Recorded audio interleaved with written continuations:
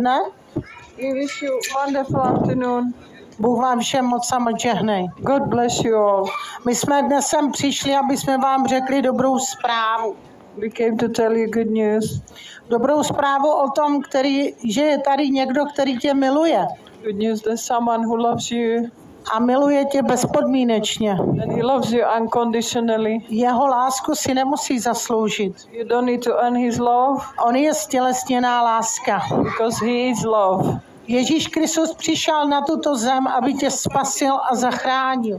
Jesus Christ came to this earth to save you, to deliver you. Bůh tě tak miluje, jak říká Jan 3. kapitola 16. verš. God loves you so much that it says in Bible in John 3:16. Neboť Bůh tak miloval svět, že dal svého jediného syna.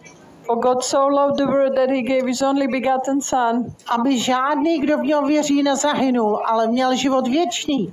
That whosoever believes in him shall not perish but have eternal life. Vždyť Bůh neposlal svého syna na svět, aby svět soudil, because God didn't send his son to the earth to judge him, ale aby byl skrze něj zachráněn, spasen. but to save him through him. Bůh nás tak miluje lidi, že poslal svého jediného syna Ježíše Krista, God loves you so much, he sent his only begotten son, Jesus Christ, kterého nechal tyrat a mučit. who he let being tortured and Dal na crucified. něho všechny nemoci, všechno zlé, veškerý hřích lidstva. He put on him all sicknesses, everything bad. A pak ho dal na kříž a nechal ho ukřižovat. And he put him on the cross and he let him being crucified. A pak vstal třetího dne z mrtvých Ježíš a vystoupil na nebesa. And on the third day he rose from that, he resurrected. A dneska sedí po pravici svého Otce v nebesích. And today he's sitting on the right hand side of the Father in heaven. Proč je to tak důležité pro tebe právě dnes? Why it is so important for you today? Je protože do nebe se nemůžeš dostat než skrze Ježíše Krista. Because we cannot make it to heaven only through Jesus Christ. Někdy lidé říkají, všechny cesty vedou k Bohu, ale to není pravda. And sometimes people are saying all the ways are leading us to God, but it's not true. Protože Boží slovo nám říká Jan 14. kapitola 6. verš. Because the word of God is telling us in John 14:6. Ježíš řekl, já jsem cesta, pravda a život a nikdo nepřichází k Otci než skrze mě. Because Jesus says, I am the way, the truth and the life, and no one comes through the Father apart from me. Takže jinak než skrze Ježíše Krista se nemůžeš dostat do nebe. And there's no other way to heaven apart from Jesus Christ. A to je ta dobrá zpráva evangelium, kterou jsme přišli dnes sem ti říct. And this is the good news of gospel we came to tell you today. Aby si měl stejnou šanci jako my a miliony lidí na celém světě přijmout Ježíše Krista do svého života. So you can have the same chance as us and millions of people on this world to accept Jesus Christ into your life. Aby si měl stejnou šanci a mohl jít do nebe. So you can have the same chance, go to heaven.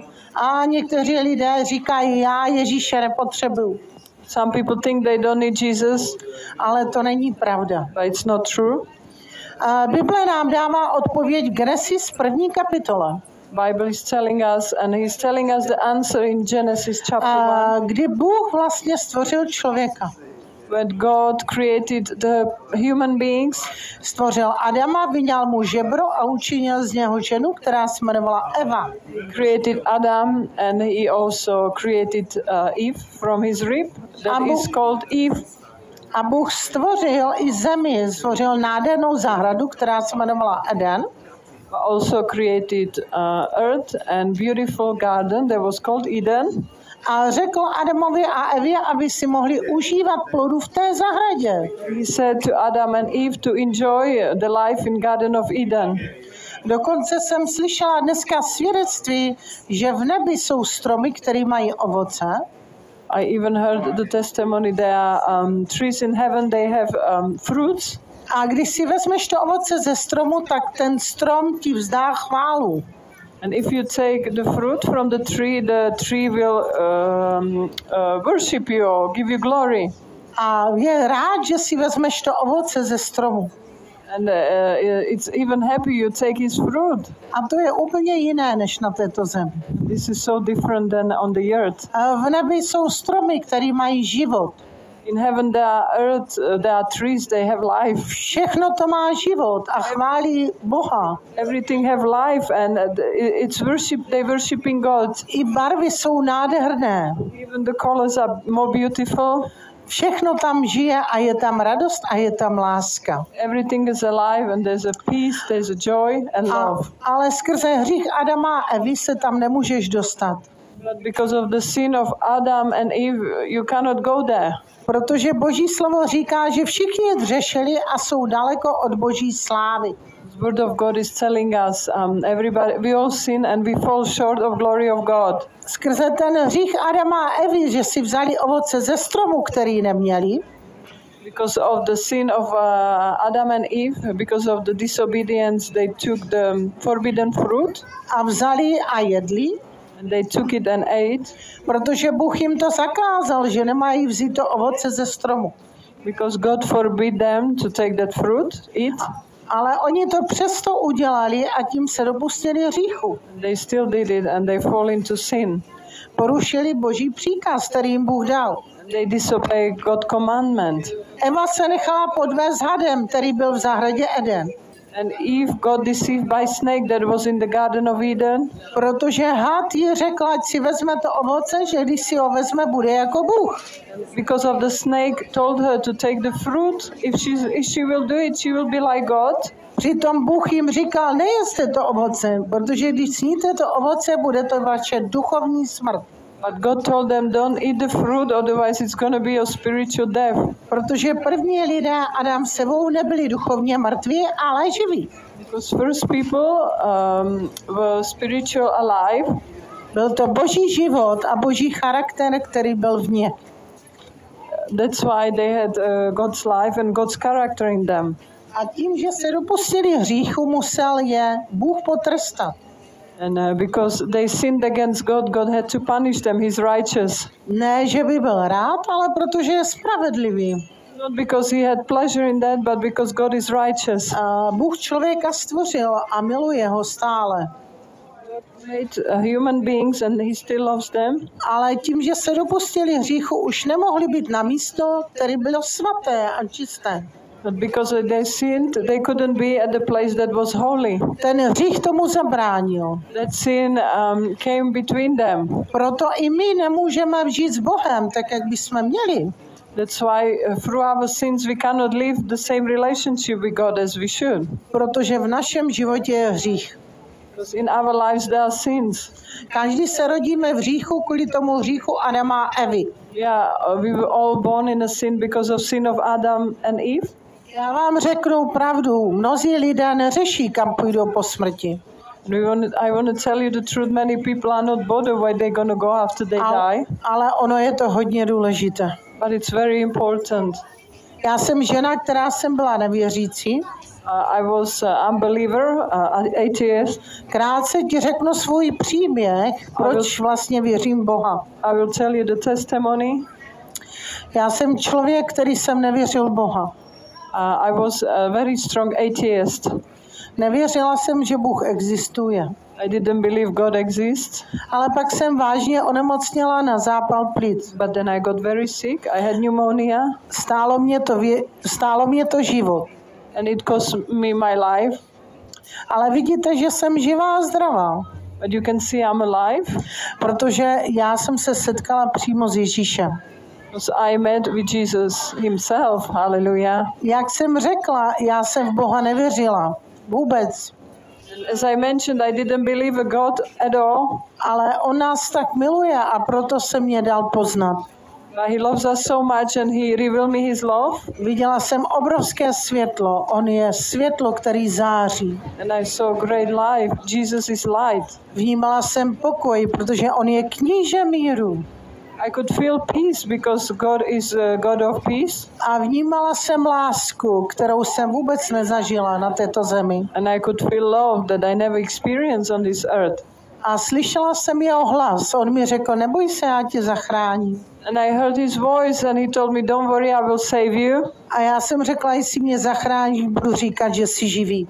And I said, if you save me, I will say you are alive. On mě vrátil na tuto zem, abych vám řekla, že on opravdu žije. And he brought me to this earth so I can tell you that he's alive. Že nebe je reálné. That heaven is real.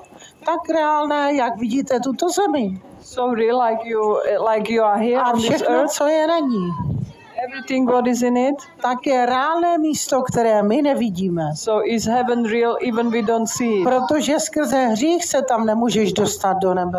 Because of the sin you cannot make it to heaven. Proto vlastně Ježíš řekl veleknězi, That's why Jesus said to the přednímu high priest židovské rady, from Jewish religion, že se musí znovu narodit that he must be born again z vody i z ducha. from the water and the spirit. Neboť nemůže spatřit nebeské království. Otherwise he cannot make it into Nemůžete kingdom of vejít God. do nebeského království, pokud se znovu nenarodíte. You can't make it into God's kingdom if you are not born again. Tak jak řekl Ježíš Nikodémovi, So as Jesus said to Nicodemus, znovu se musí znovu zrodit. you must be born again Z vody a z ducha. from the water and the spirit. A Nikodém se ptal Ježíše, jak to mám udělat, protože nemůžu znovu vstoupit dolů na své matky a narodit se. Nicodemus was asking Jesus, how am I supposed to do it? I cannot come back into my mother's womb. Potřebuješ přijmout Ježíše Krista do svého života. You need to accept Jesus Christ into your life. Jak říká Římanům 10. kapitola, 9. verš. This Roman 10 is telling us, verse 9, Vyznáš-li ústy Ježíše jako svého pána if you confess Jesus as your Lord, a srdcem uvěříš, že ho Bůh křísil z mrtvých, budeš zachráněn. and if you believe in your heart that God raised him from death, Amen. amen. Nestačí věřit, You will je be potřeba saved. ústy Hallelujah. vyznat. You can't just believe, you need to confess him with your mouth. A proto já tě za chvíli vyzvu, aby se se mnou modlil nebo modlila modlitbu. That's why we want to give you opportunity to pray a prayer která ti pomůže, aby ti byly odpuštěny hříchy, that will help you, that your sins will be forgiven, aby navždy ten hřích skrze Adama a Evy ve tvém životě byl smazán, so all your sins that came through Adam and Eve can be forgiven in your life. aby si mohl přijmout Ježíše Krista jako svého pána a spasitele, So you can accept Jesus Christ as your Lord and Savior. aby jsi mohl, až bude čas jít do nebe. So when it will be your time, you can go to heaven. Ve Starém zákoně jsou proroci, kteří prorokovali narození Mesiáše. In Old Testament, there were prophets. They were prophesying a born of Messiah. I prorok Izajáš prorokoval, že bude trpět za nás, Even prophet Isaiah was saying he will suffer for us. že to budou naše nepravosti, které na sebe vezme. That it will be our iniquity he will take on himself. A my se budeme domnívat a myslet si, že bude ubit od Boha And we will think he will be beaten from God. a pokořen, ale on bude proklán pro naši nevěrnost. But he will be cursed for our iniquities. Zmučení bude snášet pro náš pokoj He will take all this torturing for our peace. a jeho ranami budeme uzdraveni. By his stripes we will be healed. Hallelujah. Proto je důležité dneska smířit se se svým Bohem. That's why it's important today to make peace with your God. Bůh ti dává svobodu rozhodnout se pro něj nebo ne. God is giving you freedom to choose for him or not. Mít věčný život nebo ne. To have eternal life or not. Ale pokud chceš jít do nebe, potřebuješ Ježíše. If you want to make it to heaven, you need Jesus. Jinak se do nebe nedostaneš. Otherwise, there's no other way. Nestačí chodit do kostela. It's not enough just to go to church. Potřebuješ se smířit se svým Bohem a pozvat Ježíše Krista do svého života. You need to make peace with God and invite Jesus Christ into your life. Učinit ho svým pánem a spasitelem. Make him your Lord and Savior. A ještě se chci zeptat několik otázek. I want to ask you a few questions. Víš ještě, kam půjdeš po své smrti? Do you know where you're going after death? Víš, že ti byly odpuštěny hříchy? Do you know your sins were forgiven? Víš, že jsi přijal Ježíše Krista jako svého pána a spasitele? Do you know you accepted Jesus Christ as your Lord and Savior? A máš věčný život? And have eternal life? Pokud tvé odpovědi jsou ne, chci se s tebou teďka modlit. If your answer were no, we would like to pray with you. Aby si mohl přijmout Ježíše Krista do svého života. So you can accept Jesus Christ into your life. A učinit ho svým pánem a spasitelem. And make him your Lord and Savior. Aby si měl tuto šanci jako já. You can have the same chance as us. A miliony lidí na celém světě, kteří přijímají Ježíše Krista jako svého pána a spasitele. Of people that are accepting Jesus Christ as his Lord and Savior. Ježíš tě moc miluje. Jesus loves you so much. A to dokázal i tím, že šel za tebe na kříž. And he proved it that he went for us on the cross.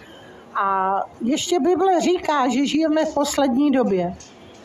Bible is also telling us that we're living in last Že se days. budou dít různé věci, zemětřesení, hladomory. There will be a lot of things. Budou různé nemoci, Famines, korona earthquakes, a lot of sicknesses like corona a další věci. and many other things. Ale toto všechno se musí stát. But all of these things have to happen. To jsou znaky toho, že přichází Mesiáš, Ježíš Kristus. These are the signs that Messiah is coming back Pro svůj lid a pro svoji nevěstu. for his people and his bride, Pro každého, který přijme jako svého pána a spasitele. for everybody who accept him as your Lord and Savior. Pokud ho nebudeš mít ve svém srdci, nebudeš moc přistoupit a jít do nebe. If you don't have him in your heart, you won't be able to go with him and go to heaven. A až přijde Ježíš pro svůj lid, tak ostatní tady zůstanou, pokud ho nebudou mít ve svém srdci. And when Jesus will come and take them home, the people who don't accept him will stay here on this earth. A pokud si myslíš, že bude to lepší a lepší, není to pravda.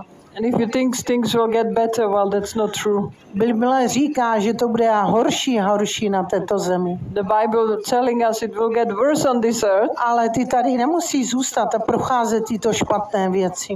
But you don't have to be here and go through all the tribulation and troubles that will come upon this earth. Ježíše Krista přijmeš do svého života a do svého srdce.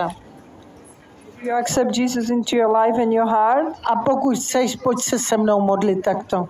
and please, we want to encourage you to say a prayer with us. Pane Ježíši, já věřím, že jsi Boží syn. Lord Jesus, I believe you are Son of God. Pane Ježíši, odpusť mi všechny mé hříchy. Lord Jesus, forgive me for all my sins. Je mi líto mých hříchů, který jsem udělala. I'm sorry for all my sins that I've done. Očisti mě svou svatou krví. Cleanse me with your precious blood. Přijdi do mého života, do mého srdce Come into my life, come into my heart. a staň se mým pánem a spasitelem. Be my Lord and Savior. Uzdrav mě, Pane Ježíši. Heal me, Lord Jesus. Osvoboď mě, Pane Ježíši. Deliver me, Lord Jesus. Udělej člověka podle svého charakteru. Make me a person after your own character. Naplň mě svým svatým duchem. Fill me with your Holy Spirit. Amen. Amen. A pokud jste se modlili, já vám gratuluju. If you pray this prayer, we want to say congratulations. Bible říká, že jsme nové stvoření v Kristu Ježíši. Bible is telling us we are new creation in Christ Jesus, and you will be a new creation. Hallelujah. Starý život už není a ty máš Ježíše ve svém životě.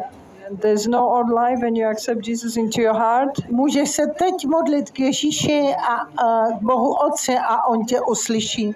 And you can pray to God and Jesus, and he will hear you. On to říká ve svém slově Jeremiáš 33. kapitola 3. verš. Volej ke mně a já ti odpovím. And he's saying it in his word in Jeremiah 33 verse 3. Call upon me and I will answer you. A ukážu ti věci, které neznáš. And I will show you great and mighty things. Takže pokud jste se ještě nerozhodli pro Ježíše, přemýšlej, proč ten Ježíš tak trpěl. And if you haven't decided for Jesus, just have a think why he came and suffered so much. Proč se narodil, proč byl ukřižován a třetího dne vstal z mrtvých. Why he was born, why he was tortured, and on the third day he resurrected. A pokud se třeba později rozhodneš, můžeš se modlit sám doma. And if you decide later, you can say a prayer by yourself. Stačí vyznat hříchy a litovat svých hříchů a říct Ježíši vstup do mého života. You can just repent of your sin and ask Jesus to come into your heart, A staň se mým pánem a to spasitelem. be your Lord and Savior. Takže přeju vám krásný zbytek dne. We wish you a wonderful day. Bůh vám žehnej. God bless you. A Boží slovo říká, když uslyšíte jeho hlas, nezatvrzujte svá srdce ve vzdoru. And word of God is telling us, if you hear his voice, do not harden your heart in rebellion, Protože ti to může stát věčný život. because it can cost you eternal life. Takže bye bye, God